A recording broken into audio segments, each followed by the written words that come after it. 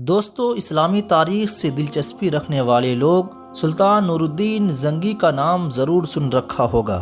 سلطان نور الدین زنگی ایک عظیم الشان سلطنت کا فرما رواں ہونے کے باوجود ایسا مرد درویش تھا جس کی راتیں مسلح پر گزرتی تھیں اور دن میدان جہاد میں۔ وہ عظمت و کردار کا ایک عظیم پیکر تھا جس نے اپنی نوک شمشیر سے تاریخ اسلام کا ایک روشن باب لکھا۔ سلطان نور الدین زنگی رات کا بیشتر حصہ عبادت و مناجات میں گزارتا تھا۔ ان کا معمول تھا کہ نماز عشاء کے بعد بکثرت نوافل پڑھتا اور پھر رسول کریم صلی اللہ علیہ وسلم پر سینکڑوں مرتبہ درود بھیج کر تھوڑی دیر کے لیے بستر پر لیٹ جاتا۔ چند ساعتوں کے بعد پھر نماز تہجد کے لیے اٹھ کھڑا ہوتا اور صبح تک نہایت خشوع و خضوع کے ساتھ عبادت میں مشغول رہتا۔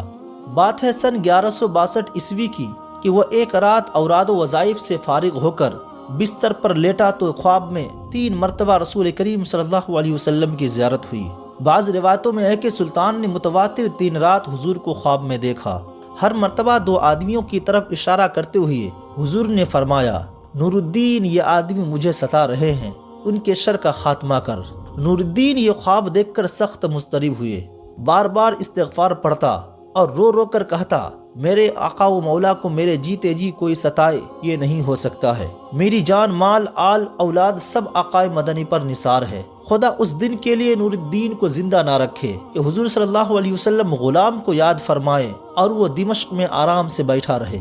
سلطان نور الدین زنگی بے چین ہو گیا اور اسے یقین ہو گیا کہ مدینہ المنورہ میں ضرور کوئی ایک ایسا واقعہ ہوا ہے جس سے سرور کونین کی روح اقدس کو تکلیف پہنچی ہے۔ خواب سے بیدار ہوتے ہی اس نے 20 اعیان دولت کو ساتھ لیا اور بہت سا خزانہ گھوڑوں پر لدوا کر مدینہ المنورہ کی طرف روانہ ہو گیا۔ اہل دمشق سلطان کی یکایک عظیم سفر سے بہت حیران ہوئے، لیکن کسی کو معلوم نہ تھا کہ اصل بات کیا ہے۔ دمشق سے مدینہ المنورہ پہنچنے میں عام طور پر 20-25 دن لگتے ہیں، لیکن سلطان نے یہ فاصلہ نہایت تیز رفتاری کے ساتھ طے کیا اور 16ویں دن مدینہ المنورہ جا پہنچا۔ اہل مدینہ اس کی اچانک آمد پر حیران رہ گئے۔ سلطان نور الدین زنگی مدینہ المنورہ پہنچتے ہی شہر میں جانے آنے کے تمام دروازے بند کر دیے۔ پھر منادی کرا دی گئی کہ آج تمام اہل مدینہ اس کے ساتھ کھانا کھائیں گے۔ تمام اہل مدینہ نے نہایت خوشی سے سلطان کی دعوت قبول کی۔ اس طرح مدینہ المنورہ کے تمام لوگ سلطان کی نظر سے گزر گئے،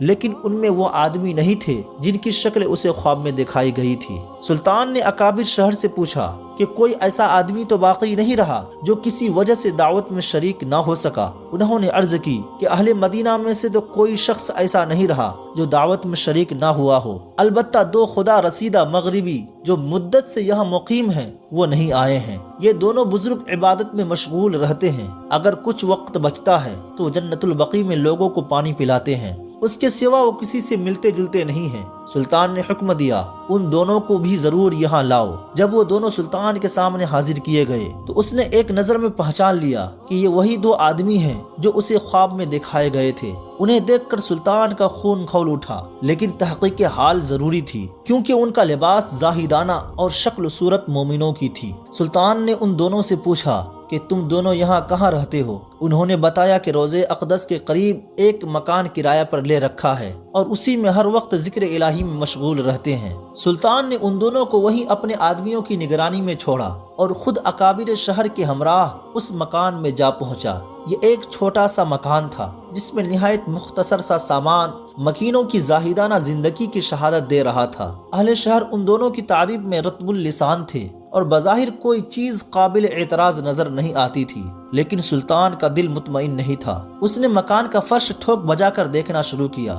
یکایک سلطان کو ایک چٹائی کے نیچے فرش ہلتا ہوا محسوس ہوا۔ چٹائی ہٹا کر دیکھا تو ایک چوڑی سل تھی، اسے سرکایا گیا تو ایک خوفناک انکشاف ہوا۔ یہ ایک سرنگ تھی جو روضہ اقدس کی طرف جاتی تھی۔ سلطان نور الدین زنگی سارا معاملہ آنن فانن سمجھ گیا اور بے اختیار ان کے منہ سے صدق اللہ و صدق رسولہ النبی الکریم کی صدائیں نکلی۔ سادہ مزاج اہل مدینہ بھی ان بھیڑیا نما بھیڑیوں کی یہ حرکت دیکھ کر حیران و پریشان رہ گئے۔ سلطان اب قہر و جلال کی مجسم تصویر بن گیا اور اس نے دونوں ملعونوں کو زنجیروں میں جکڑ کر اپنے سامنے لانے کا حکم دیا۔ جب وہ سلطان کے سامنے پیش ہوا تو سلطان نے ان سے نہایت غضبناک لہجے میں مخاطب ہو کر پوچھا، سچ بتاؤ تم کون ہو اور اس ناپاک حرکت سے تمہارا کیا مقصد ہے؟ دونوں ملعونوں نے نہایت بے شرمی اور ڈھٹائی سے جواب دیا، اے بادشاہ، ہم نصرانی ہیں اور اپنی قوم کی طرف سے تمہارے پیغمبر کی لاش چرانے پر مامور ہوئے ہیں۔ ہمارے نزدیک اس سے بڑھ کر اور کوئی کار ثواب نہیں ہے، لیکن افسوس کہ عین اس وقت جب ہمارا کام بہت تھوڑا باقی رہ گیا تھا تم نے ہمیں گرفتار کر لیا۔ ایک روایت یہ ہے کہ یہ سرنگ حضرت عمر کے جسد مبارک تک پہنچ گئی تھی، یہاں تک کہ ان کا ایک پاؤں ننگا ہو گیا تھا۔ سلطان کا پیمانہ صبر لبریز ہو گیا تھا، اس نے تلوار کھینچ کر ان دونوں بدبختوں کی گردنیں اڑا دی اور ان کی لاش بھڑکتی ہوئی آگ میں ڈلوا دی۔ یہ کام انجام دینے کے بعد سلطان پر رقت طاری ہو گئی اور وہ مدینہ کی گلیوں میں روتا گھومتا اور کہتا، زہی نصیب کہ اس خدمت کے لیے حضور صلی اللہ علیہ وسلم نے اس غلام کا انتخاب فرمایا۔ جب ذرا قرار آیا تو سلطان نے حکم دیا کہ روضہ نبوی صلی اللہ علیہ وسلم کے گرد ایک گہری خندق کھودی جائے اور اسے پگھلتے ہوئے سیسے سے پاٹ دیا جائے۔ سلطان کے حکم کی تعمیل میں روضہ اطہر کے چاروں طرف اتنی گہری خندق کھودی گئی کہ زمین سے پانی نکل آیا۔ اس کے بعد اس میں سیسا بھر دیا گیا تاکہ زمانہ کی دست برد سے ہر طرح محفوظ رہ سکے۔